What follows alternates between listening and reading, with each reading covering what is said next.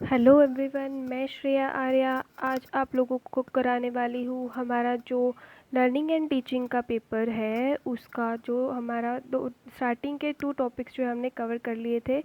आज हम लोग डिस्कस करने वाले हैं वहाँ यहाँ पर अपना जो लर्निंग एंड टीचिंग पेपर का 3rd टॉपिक, जिसका नाम है पीयर ट्यूटरिंग यानी कि समकक्षी शिक्षण।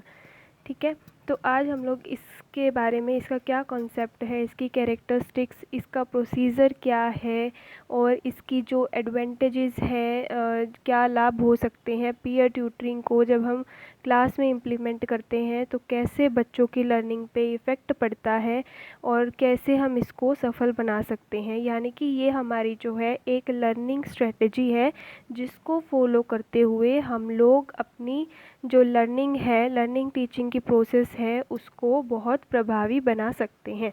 तो चलिए आइए देखते हैं कि पीयर ट्यूटरिंग क्या होता है और इसका कॉन्सेप्ट क्या होता है। चलिए स्टार्ट करते हैं हमारा आज का टॉपिक पीयर ट्यूटरिंग यानी कि समकक्षी शिक्षण।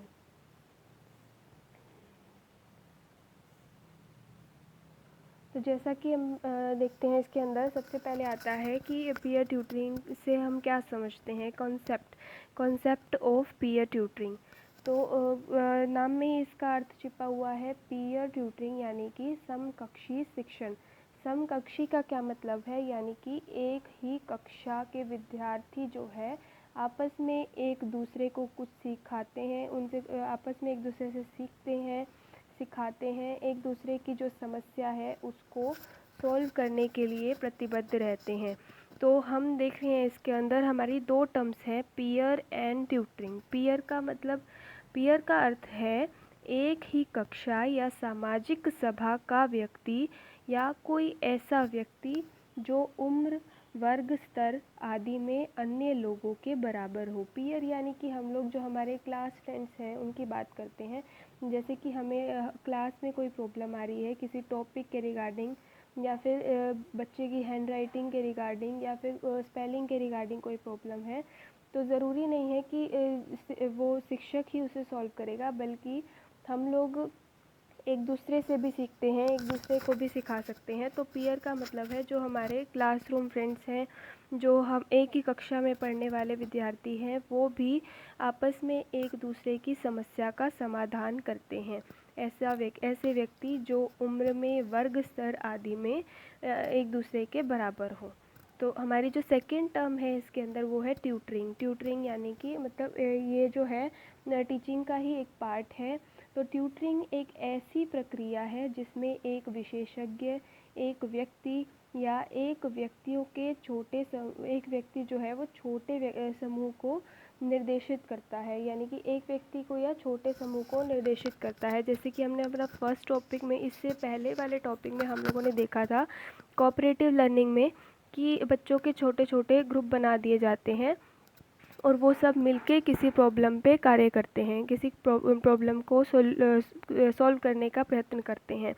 तो सभी एक दूसरे पर जो है वो निर्भर रहते हैं। ऐसे ही इसमें ट्यूटरिंग का क्या, जैसे कि एक क्लास में 3 लेवल के हम देखते हैं, 3 लेवल के बच्चे होते हैं, हायर लेवल के, नॉर्मल यानी कि एवरेज और लोअर लेवल के। तो नॉर्मल रेंज के जो बच्चे होते हैं वो सबसे ज़्यादा होते हैं जो एवरेज बच्चे होते हैं। तो और लोअर लेवल और हायर लेवल के उनके कंपैरिजन में जो है कम बच्चे होते हैं। तो ट्यूटरिंग में जो किया जाता है कि जो हायर लेवल के बच्चे हैं या फिर एक हायर लेवल के बच्चे जो है वो अपने से मतलब चाहे वो एज में हायर लेवल के हों या फिर जो है अपनी एकेडमिक अचीवमेंट में हायर लेवल के हो, वो अपने से लो एकेडमिक अचीवमेंट के बच्चों को, मतलब क्लास के लो लेवल के बच्चों को जो है पढ़ाते हैं। उनके शिक्षण में जो भी कमियां हैं, उनके अधिगम में जो भी कमियां हैं, उनको दूर करने का प्रयत्न करते हैं। इसीलिए हम जो देखते हैं इसमें पीयर ट्यूटरिंग क्या है। पीयर ट्यूटरिंग एक ऐसा शैक्षिक अभ्यास है जिसमें छात्र शैक्षिक लक्ष्य को प्राप्त करने के लिए अन्य छात्र से बातचीत करता है, उसका जो है उसकी समस्या का समाधान करने का प्रयत्न करता है। यह एक ऐसी शिक्षण तकनीक है जिसमें एक ही उम्र और कक्षा के छात्र उसी उम्र और कक्षा के दूसरे छात्रों को निर्देश प्रदान करते हैं एक उनको जो है गाइड करते हैं कि कैसे जो उनको जो भी प्रॉब्लम आ रही है उसको कैसे सॉल्व किया जाए। तो हम देखते हैं इसका मतलब इसकी डेफिनेशन, जैसे कि इसमें देखते हैं तो जो निर्देश देने वाला होता है, जो पढ़ाने वाला होता है, उसको ट्यूटर के रूप में जाना जाता है। और ज्ञान प्राप्त करने वाले को क्या कहा जाता है? ट्यूटी कहा जाता है। अतः जो समकक्षी शिक्षण है, जो पीयर ट्यूटरिंग है, वो क्या है? एक सरल रूप है, एक ऐसी सरल शिक्षण टेक्निक है जिसमें एक छात्र किसी अन्य छात्र को एक कौशल या कार्य सीखने में मदद करता है, जो उसे मतलब क्या है, अगर कोई प्रॉब्लम भी आ रही है तो उसे सॉल्व करने का प्रयत्न करता है। तो इसके संदर्भ में, इसके रिगार्डिंग जो पीयर ट्यूटरिंग की जो डेफिनेशन दी है, पीयर ट्यूटरिंग की डेफिनेशन दी है गुडलेड और हर्स्ट ने, तो इन्होंने क्या कहा कि समकक्षी शिक्षण एक ऐसी निर्देशों की प्रणाली है जिसमें शिक्षार्थी एक दूसरे की मदद करते हैं और एक दूसरे से सीखते हैं। एक दूसरे की मदद करते हैं और एक दूसरे से सीखते हैं, यानी कि एक दूसरे से मतलब उनकी जो लर्निंग है वो और ज़्यादा बेटर होती है। तो peer tutoring as a system of instructions in which learners help each other and learn by teaching. तो अब चलिए हम देखते हैं हमारा इसका नेक्स्ट जो है, इसकी कैरेक्टरिस्टिक्स, पीयर ट्यूटरिंग की जो विशेषताएं हैं वो क्या क्या हैं। तो हम देखते हैं इसमें जो फर्स्ट पॉइंट है, समकक्षी शिक्षण पद्धति में अनुशिक्षक यानी कि जो ट्यूटर होता है, जो पढ़ाने वाला होता है, वो क्या, और जो सीखने वाला है, तो ट्यूटर और ट्यूटी दोनों के बीच में क्या होता है? एक बॉन्डिंग हो जाती है। मतलब वो एक दूसरे से अपनी प्रॉब्लम को शेयर करते हैं, एक दूसरे से मतलब बातचीत करते हैं और समस्या का समाधान मिलकर ढूंढने का प्रयास करते हैं। मतलब कि उनके बीच में जो है एक बॉन्डिंग जो है वो क्रिएट हो जाती है। नेक्स्ट हमारा पॉइंट है अनुशिक्षक, जो यानी कि जो ट्यूटर है, ट्यूटर जो है वो एक ही वर्ग या आयु का हो सकता है, यानी कि उसी कक्षा से भी बिलोंग कर सकता है, उसी क्लास का भी हो सकता है, या फिर उससे हायर क्लास का भी हो सकता है। जैसे कि नॉर्मली जो हायर लेवल के बच्चे होते हैं, हायर क्लासेस के बच्चे होते हैं, वो अपने जूनियर्स को पढ़ाते हुए कई बार जूनियर्स के डाउट क्लियर करते हैं। तो ऐसा काफ़ी देखा जाता है क्लासेस में, जो स्कूल्स वगैरह में काफ़ी देखा जाता है। तो जो ट्यूटर है वो एक ही वर्ग या आयु का हो सकता है। नेक्स्ट हमारा पॉइंट है इसके अंदर, शिक्षक की देखरेख में उच्च कक्षाओं के पुराने छात्र। देखिए हायर लेवल क्लास के जो बच्चे हैं, पुराने छात्र जो है वो निम्न कक्षा के छात्रों को भी पढ़ा सकते हैं, जैसा जनरली देखा भी जाता है। नेक्स्ट है हमारा, जो इसके अंदर जो कौन कौन सी प्रॉब्लम्स आ सकती हैं, कौन कौन सी प्रॉब्लम्स को जो है वो सॉल्व किया जाता है पीयर ट्यूटरिंग के द्वारा। तो इसमें हम लोग देखते हैं समकक्षी शिक्षण में स्पेलिंग, हैंड राइटिंग, या फिर जो अगर उनको नंबर से रिलेटेड कोई प्रॉब्लम है, और उनके जो सामाजिक व्यवहार संबंधी शिक्षा भी दी जाती है कि कैसा उन्हें व्यवहार करना चाहिए। कई बार बच्चे कक्षा में जो है अच्छा व्यवहार नहीं करते एक दूसरे से, मतलब टीचर से भी अगर उनको कोई प्रॉब्लम आ रही है तो वो दूसरे बच्चों को भी डिस्टर्ब करते हैं, तो उन्हें कैसा व्यवहार करना है, सामाजिक व्यवहार संबंधी शिक्षा भी दी जाती है।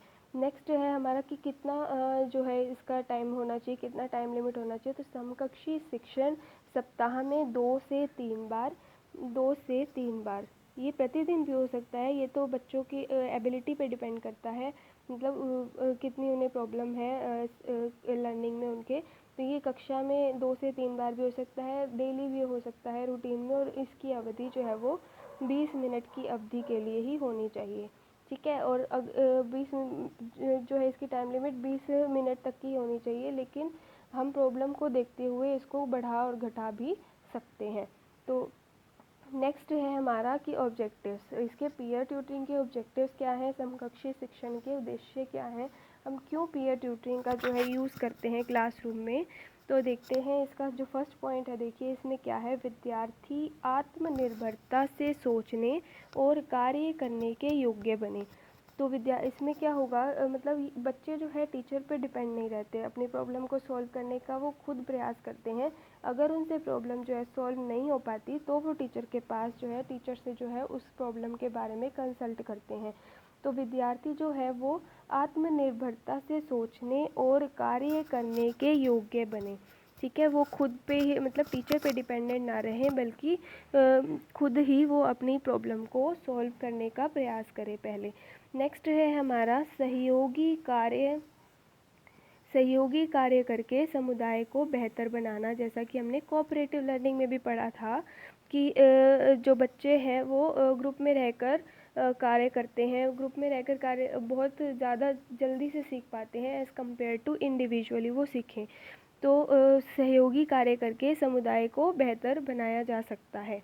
तो बच्चे जो है ग्रुप में कार्य करना सीख जाएंगे, क्लासरूम बेस्ड एक्टिविटीज़ को सॉल्व करना सीख जाएंगे, तो वो समाज में भी वही कार्य, वैसे ही सहयोगात्मक कार्य एक दूसरे के साथ करके, एक दूसरे के साथ अच्छी बॉन्डिंग बना के समाज की जो समस्याएं हैं उनको भी सॉल्व करने का वो प्रयास करेंगे। नेक्स्ट पॉइंट है हमारा विद्यार्थियों को दूसरों की सहायता करने के लिए तैयार करना। तो ये भी जो है, जैसे बच्चे सीखते हैं आपस में एक दूसरे की सहायता करना भी जो है बच्चे सीख जाते हैं। नेक्स्ट है हमारा विद्यार्थियों को शिक्षण हेतु अध्यापक पर निर्भरता को कम करना, कि बच्चों की जो टीचर पे डिपेंडेंस है वो कम हो जाए, बल्कि वो अपनी प्रॉब्लम्स को अपने बिहाफ पे खुद ही सॉल्व करें। मतलब एक दूसरे से बातचीत करके, एक दूसरे से डिस्कस करके पहले खुद ही अपनी प्रॉब्लम को सॉल्व करने का ट्राई करेंगे, सॉल्व करने का प्रयास करेंगे।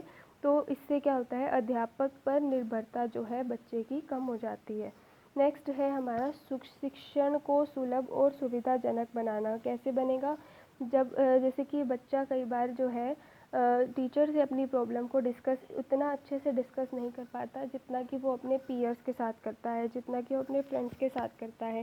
तो अपने फ्रेंड्स के साथ जब वो डिस्कस करेगा तो उसके फ्रेंड्स जो है वो अच्छे से उस प्रॉब्लम को समझ पाएंगे, फिर उसको मतलब समस्या का समाधान करने का प्रयास करेंगे। तो इस तरह से जो है शिक्षण को और भी सुलभ और सुविधाजनक ईजी बनाया जा सकता है। नेक्स्ट पॉइंट है हमारा इसके अंदर, विद्यार्थियों को अधिक से अधिक आत्मविश्वास में लेने में सहायता करना। मतलब कि उनके अंदर जो है वो सेल्फ कॉन्फिडेंस जो है डेवलप हो जाता है कि हाँ, हम किसी प्रॉब्लम को खुद भी सॉल्व कर सकते हैं। तो धीरे धीरे उनके अंदर क्या होगा, आत्मविश्वास जो है वो बढ़ जाएगा। नेक्स्ट है हमारा अधिगम हेतु स्वतंत्र वातावरण की व्यवस्था करना, यानी कि फ्री एनवायरनमेंट के बच्चे अपनी टीचिंग लर्निंग प्रोसेस को जो है इजीली टीचिंग लर्निंग प्रोसेस को इजीली प्रोसीड कर पाएँ। स्वतंत्र वातावरण की जो भी उनको प्रॉब्लम आ रही है, मतलब उसको एक दूसरे से डिस्कस करें, एक दूसरे की सहायता करें, इस तरह का लर्निंग एनवायरनमेंट क्रिएट करें कि मतलब बच्चे एक दूसरे से जो है कुछ ना कुछ सीखने का प्रयत्न करें। एक स्वतंत्र वातावरण जो है वो क्रिएट हो जाएगा लर्निंग के लिए। नेक्स्ट है हमारा इसके अंदर ऑब्जेक्टिव्स हो गए। इसके बाद हमारा आता है प्रोसीजर ऑफ पीयर ट्यूटरिंग। तो इसके अंदर जो बेसिकली है हमारी 3 अप्रोचेज आती हैं। तो जो समकक्षी शिक्षण है इसका प्रोसीजर क्या रहता है, जैसा कि हमने देखा कि समकक्षी शिक्षण जो है हमारा पीयर ट्यूटरिंग है, ये एक सिस्टमेटिक अप्रोच है, यानी कि सिस्टमेटिक वे में हम इसको फॉलो करते हुए अपनी क्लास में इसको इम्प्लीमेंट करते हैं। तो इसका एक पर्टिकुलर प्रोसीजर होता है। इस प्रोसीजर को अगर किसी पीयर ट्यूटरिंग के लिए इस प्रोसीजर को क्या करना पड़ेगा, हमें ट्यूटर को जो है प्रॉपरली ट्रेन करना पड़ेगा। बच्चे जो हमारा ट्यूटर है उसको पहले से ही ट्रेनिंग देनी पड़ेगी कि कैसे इसे अपनी क्लास में इम्प्लीमेंट करना है, कैसे ट्यूटी को जो है, कैसे जो लोअर लेवल के जो छात्र हैं उनको पढ़ाना है, कैसे उसको इम्प्लीमेंट करना है। तो इसका जो है एग्जैक्ट एक प्रोसीजर होता है। तो इसमें क्या होगा, अनुशिक्षक को शिक्षण करने से पहले प्रशिक्षित किया जाना चाहिए, यानी कि प्रॉपर जो है ट्रेनिंग दी जानी चाहिए। नेक्स्ट है इसमें उन्हें प्रक्रियाओं के बारे में पढ़ाना। शुरू करने से पहले क्या करना है, प्रैक्टिस करना है, और कब उन्हें कितना बोलना है, कैसे बोलना है, मतलब कितना उन्हें एक बार में कितना टॉपिक जो है वो कवर करना है, कितना बच्चों को उस बच्चे को सपोर्ट देना है इमोशनली, या फिर जैसे भी उन्हें अपने स्वयं के और अपने साथी की सावधानी पूर्वक निगरानी करना सिखाना भी इसमें शामिल है। तो इसकी जो है हमारे पास 3 तरह के जो है प्रोसीजर होते हैं हमारे पीयर ट्यूटरिंग के। जो फर्स्ट है हमारा इसमें डेमोन्स्ट्रेशन प्रोसीजर, नेक्स्ट है टेस्ट टीच टेस्ट प्रोसीजर, और उसके बाद आता है हमारा ग्रुप और पेयर्ड टीचर प्रोसीजर, यानी कि समूह या युग्मित शिक्षक प्रक्रिया। तो देखिए हम इनके बारे में थोड़ा ब्रीफ में पढ़ते हैं क्या है। फर्स्ट है हमारा इसके अंदर प्रदर्शन प्रक्रिया, यानी कि डेमोन्स्ट्रेशन प्रोसीजर।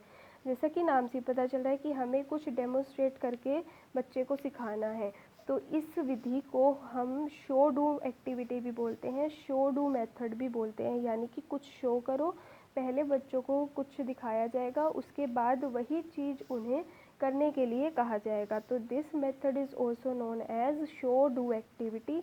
इसमें क्या होगा, जो सहकर्मी अनुशिक्षक है, जो ट्यूटर है, वो बच्चों के सामने कोई एक्टिविटी परफॉर्म करेगा, कोई प्रैक्टिकल एक्टिविटी जो है उसको परफॉर्म करेगा, और वही जो एक्टिविटी है जब बच्चे सीख जाएंगे तो उन्हें फिर रिपीट करने के लिए कहा जाएगा। तो इस तरह से भी हम जो है बच्चों की लर्निंग को जो है एनहेंस कर सकते हैं। नेक्स्ट प्रोसीजर है हमारा टेस्ट टीच टेस्ट प्रोसीजर। नाम से ही हम क्लियर करेंगे इसको ना, टेस्ट टीच टेस्ट प्रोसीजर। तो सबसे पहले क्या किया जाएगा, इसमें सबसे पहले ट्यूटर जो है ट्यूटी की परफॉर्मेंस को टेस्ट करेगा, यानी कि जो सहकर्मी अनुशिक्षक है वो दूसरे छात्र के प्रदर्शन का परीक्षण करता है कि उसे कितना पहले, मतलब जैसे कि प्रीवियस नॉलेज हम टेस्ट करते हैं कि बच्चे को पहले से उस टॉपिक के बारे में कितनी नॉलेज है, कितना ज्ञान है, उसका जो पूर्व ज्ञान है उसको टेस्ट किया जाता है। उसके बाद अगर उसमें कुछ कमी है तो ट्यूटर क्या करेगा, फिर उसको टीच करेगा उस बारे में, उस टॉपिक के बारे में उसकी जो नॉलेज है उसको बढ़ाएगा, उसको अच्छे से टीच करेगा, उस टॉपिक के बारे में उसके सारे डाउट्स क्लियर करेगा। उसके बाद नेक्स्ट फिर उसका दोबारा से टेस्ट लिया जाएगा, और इस प्रोसीजर को जो टेस्ट टीच टेस्ट प्रोसीजर है उसको फिर बार बार इसको फॉलो किया जाएगा। कब तक फॉलो किया जाएगा, जब तक कि ट्यूटी की परफॉर्मेंस को इंक्रीज़ ना, जब तक कि ट्यूटी के जो प्रदर्शन में है वो वृद्धि ना हो, तब तक, जब तक उसकी परफॉर्मेंस जो है वो इम्प्रूव ना हो जाए, तब तक इस प्रोसीजर को फॉलो किया जाएगा। नेक्स्ट हमारा जो प्रोसीजर है इसमें ग्रुप और पेयर्ड टीचर प्रोसीजर, यानी कि पेयर टीचर प्रोसीजर मतलब ग्रुप प्रोसीजर। इसमें क्या होगा, जो ट्यूटर और ट्यूटी है वो एक टीम की तरह कार्य करेंगे, एक टीम के रूप में काम करेंगे, और एक टीम के रूप में कार्य करते हुए जो अपना टास्क है उसको कंप्लीट करने का प्रयत्न करेंगे। जैसे कि फॉर एग्जांपल इसमें अगर हम कोई पर्टिकुलर पैराग्राफ को रीड किया जा रहा है, तो अगर किसी पर्टिकुलर पैराग्राफ को रीड करने में किसी बच्चे को दिक्कत आ रही है तो पीयर ट्यूटरिंग के माध्यम से जो ट्यूटर और ट्यूटी है वो दोनों मिलकर इस कार्य को पूरा करेंगे। जैसा कि फर्स्ट पैरा जो है वो ट्यूटर के द्वारा पढ़ा जाएगा, और दूसरा जो सेकंड पैरा है वो ट्यूटी के द्वारा पढ़ा जाएगा, और तब तक पढ़ा जाएगा जब तक कि तब तक पढ़ा जाएगा कि जब तक ये जो टास्क है वो कंप्लीट ना हो जाए। तो इस तरह से इस प्रोसीजर को फॉलो करते हुए भी जो बच्चे की जो समस्याएं हैं उनको सॉल्व किया जा सकता है। नेक्स्ट, ये थे हमारे प्रोसीजर पीयर ट्यूटरिंग के। उसके बाद देखते हैं हम इसके एडवांटेजेस, यानी कि पीयर ट्यूटरिंग के जो एडवांटेजेस हैं, समकक्षी शिक्षण के लाभ क्या होते हैं। तो देखिए इसमें फर्स्ट हमारा पॉइंट है, शिक्षक का दबाव कम करता है, यानी कि जो टीचर के ऊपर प्रेशर है कि हाँ उसे क्लास में बच्चे को सभी बच्चों को समझ में आना चाहिए, सबकी परफॉर्मेंस अच्छी होनी चाहिए, और क्या बोलते हैं कि टीचर के ऊपर जो दबाव होता है एक तरह का, उसका जो है वो डिक्रीज़ करता है, यानी कि शिक्षक का दबाव जो है वो कम हो जाता है। नेक्स्ट इसमें पॉइंट है हमारा कि यह प्रणाली अपने ट्यूटर के साथ धीमी गति से सीखने वाले, यानी कि जो हमारे स्लो लर्नर्स हैं, जो स्लो लर्नर्स हैं उनको एक स्ट्रेस फ्री एनवायरनमेंट देती है। स्ट्रेस फ्री एनवायरनमेंट के अंदर बच्चे जो हैं अपनी प्रॉब्लम को खुल के एक दूसरे के साथ शेयर कर पाते हैं, उसके बारे में एक दूसरे से बातचीत करते हैं और फिर उसको सॉल्व करते हैं। यानी कि एक स्ट्रेस फ्री एनवायरनमेंट जो है बच्चे को प्रोवाइड किया जाता है पीयर ट्यूटरिंग के द्वारा। नेक्स्ट पॉइंट है हमारा इसके अंदर जो ट्यूटर और अनुशिक्षक और शिक्षार्थी के बीच गहरे सामाजिक बंधन को विकसित करता है। गहरे मतलब जो उनके अंदर एक सोशल बॉन्ड, जैसे कि हमने पहले भी डिस्कस किया कि उनके बीच में एक डीप सोशल बॉन्ड जो है वो क्रिएट हो जाता है, क्योंकि वो अपनी प्रॉब्लम्स को एक दूसरे के साथ शेयर करते हैं और मिलकर अपनी प्रॉब्लम्स को सॉल्व करने का वो प्रयास करते हैं। नेक्स्ट इसमें पॉइंट हमारा, it gives confidence to the tutor. जो पढ़ाने वाला है उसको जो है कॉन्फिडेंस आ जाएगा कि हाँ मैं किसी बच्चे की प्रॉब्लम को सॉल्व कर सकता हूँ, मैं अच्छे से पढ़ा सकता हूँ। उसके उनके जो ट्यूटर के अंदर जो है टीचिंग स्किल्स जो है वो बढ़ जाएंगी। टीचर डिफरेंट टीचिंग स्किल्स से डिफरेंट मेथड्स को फॉलो करते हुए वो ट्यूटी की प्रॉब्लम्स को सॉल्व करने का प्रयास करेगा, तो उसके अंदर टीचिंग स्किल्स भी डेवलप हो जाएंगी और ये टीचिंग स्किल्स जो है वो आगे उसकी लाइफ में बेनिफिशियल होंगी, क्योंकि फिर बच्चा क्या करेगा, ये जो शिक्षण है उसको अपनी आजीविका का कमाने का साधन भी जो है वो बना सकता है। नेक्स्ट हमारा है ग्रेड बढ़ाने में मदद करता है। ग्रेड मतलब क्या होगा, बच्चे के ग्रेड्स जो है वो इंक्रीज़ होंगे। क्योंकि उसकी जो लर्निंग में जो उसको दिक्कत आ रही है, जो भी प्रॉब्लम्स आ रही हैं, जब वो प्रॉब्लम्स उसकी सॉल्व हो जाएंगी, जब उसे सब्जेक्ट मैटर से रिलेटेड जो उसकी प्रॉब्लम्स हैं वो सब सॉल्व हो जाएंगी, तो जो उसके ग्रेड्स हैं, उसका जो रिज़ल्ट है वो भी इम्प्रूव होगा, उसके ग्रेड्स जो है वो भी इंक्रीज़ होंगे। नेक्स्ट हमारा पॉइंट है इसमें, शिक्षार्थियों के लिए बिना किसी हिचकिचाहट के छोटे समूहों में प्रतिक्रिया करने के अवसर बढ़ते हैं। यानी कि एक दूसरे के साथ वो जो है अपनी प्रॉब्लम्स को शेयर कर पाते हैं। जो कई बच्चों के अंदर हेजिटेशन होती है कि वो अपनी समस्याओं को खुलकर नहीं बता पाते, तो वो चीज़ भी उनके अंदर डेवलप हो जाती है कि वो अपनी जो प्रॉब्लम्स हैं जो भी उनके बारे में जो है वो रिस्पॉन्ड करना सीख जाते हैं। मतलब ऐसी अपॉर्चुनिटीज़ भी बच्चों के लिए बढ़ जाती हैं। नेक्स्ट हमारा पॉइंट है, शिक्षकों द्वारा समय समय पर अतिरिक्त सहायता प्रदान की जाती है। ये नहीं है कि टीचर का काम बिल्कुल ही ख़त्म हो जाएगा, बल्कि समय समय पर जब भी बच्चों को नीड होगी, जब भी बच्चों को ज़रूरत होगी, टीचर जो है उनको सपोर्ट प्रोवाइड करेगा। टाइम टू टाइम उनको जो है सहायता प्रदान की जाएगी टीचर के द्वारा। उसके बाद आता है हमारा लिमिटेशंस एंड ड्रॉबैक्स, कि इसकी सीमाएँ और दोष क्या हैं।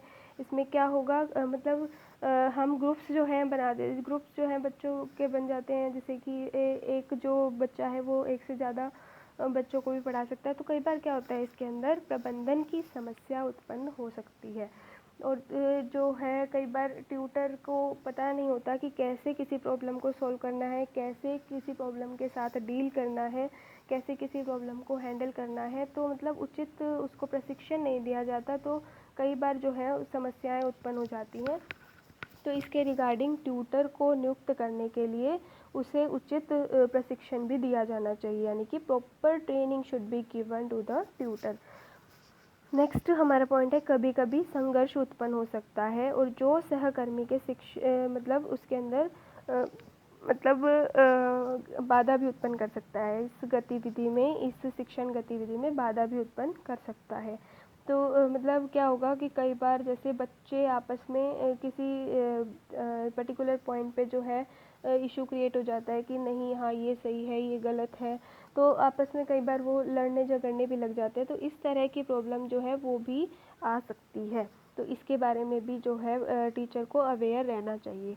नेक्स्ट लास्ट हमारी जो स्लाइड है, इसमें हम देखते हैं कि समकक्षी शिक्षण को सफल बनाने हेतु सुझाव, यानी कि हम कैसे पीयर ट्यूटरिंग को जो है सक्सेसफुली इम्प्लीमेंट कर सकते हैं। तो हमें क्या करना चाहिए, सबसे पहले कि जिन विद्यार्थियों को सहायता या निर्देशन की आवश्यकता है, जिन विद्यार्थियों को सहायता या निर्देशन की आवश्यकता है, यानी कि जो जिन बच्चों को टीचिंग लर्निंग प्रोसेस में, अपनी लर्निंग प्रोसेस में कुछ प्रॉब्लम आ रही है, तो उनकी पहले एक सूची बनाई जाए। जिन जिन को मतलब टीचिंग की ज़रूरत है, जिन जिन को ट्यूटरिंग की ज़रूरत है, उनकी पहले एक सूची बनाई जाए।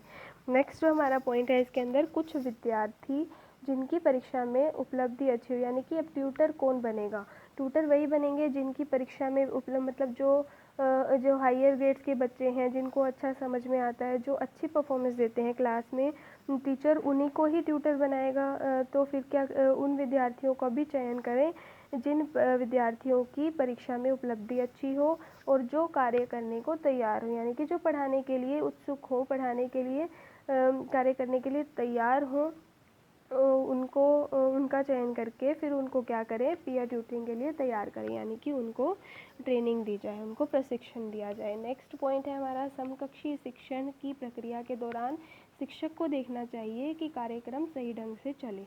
उसके बाद वही पॉइंट कि हमें ट्रेनिंग दी जानी चाहिए। उसके बाद जो ये पीयर ट्यूटरिंग है वो पहले भी हो सकता है, इसके लिए कोई पर्टिकुलर पीरियड भी हो सकता है कि हमें पीयर ट्यूटरिंग पर इस पर्टिकुलर पीरियड में करनी है बच्चों की, या फिर स्कूल से पहले 1 घंटा बच्चों को बुलाकर पीयर ट्यूटरिंग की जा सकती है, या फिर जैसे कि रिमीडियल, जैसे कि स्कूल्स में एक्स्ट्रा क्लास जो है लगती हैं बच्चों की, रिमीडियल क्लासेस जो है बच्चों की लगती हैं, तो स्कूल के बाद भी इसे आयोजित किया जा सकता है। और लास्ट पॉइंट है हमारा कि ये प्रतिदिन भी हो सकता है या फिर हफ्ते में 1 या 2 दिन भी किया जा सकता है। तो ये था हमारा तो ये हमारा जो था हमारा पीयर ट्यूटरिंग का जो कॉन्सेप्ट था। आई होप सबको क्लियर होगा। इसके बाद हम लोग हमारी नेक्स्ट वीडियो में मिलेंगे हमारी नेक्स्ट लर्निंग स्ट्रेटजी के साथ। Okay, thank you.